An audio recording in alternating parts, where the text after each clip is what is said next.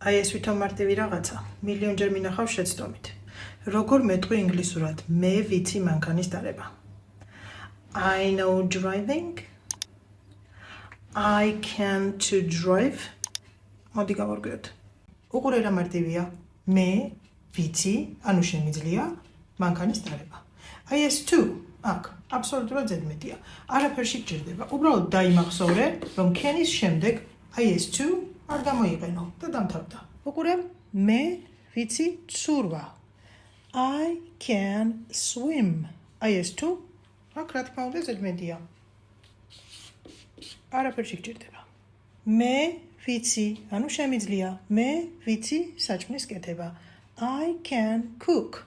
აქაც რა თქმა უნდა ეს ჩვენი to არის ანტიგმირი. არ გჭირდება არაფერში. უბრალოდ დაიმახსოვრე, რომ can-ის შემდეგ არ გამოიყენო არასდროს to. არ გჭირდება. შეინახე, გამოგადგება.